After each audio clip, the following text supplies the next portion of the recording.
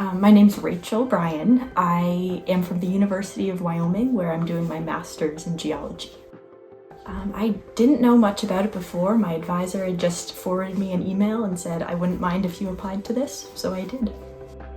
I had been feeling a little bit stuck about exactly what I wanted to do with my geology degree before this, and I'd been feeling a little bit bogged down in the very chemistry side of everything, when what originally drew me to geology was the human impact. So when I saw this program, it just seemed like a perfect combination of all of my interests, and I was really excited to explore that a bit more.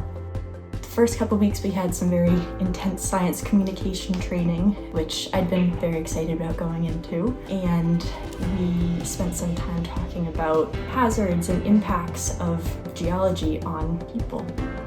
I was in Group A, Ignibrites, and our main goal was to try to piece together some of the stratigraphic record of past eruptions on Tenerife. So we traveled to a few different locations across the island, building SED logs. We spent lots of time in the caldera wall, scraping away at the walls and trying to find new pumice deposits and units to map. I went on the wine tasting, which was very fun the first weekend.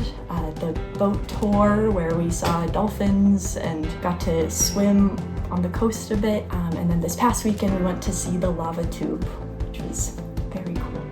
I'm very glad I've been here. It's a very unique experience compared to all the other geology trips I've done in the past. I think a lot of that has to do with the interdisciplinary nature of the program, and also just such a diverse group of people with different backgrounds and experiences. Everyone's at a different point in their career and has studied different things, but it's been really cool to see what everyone brings to the table. My advice would be to go for it. I was a bit hesitant at first, and I'm so glad I did it.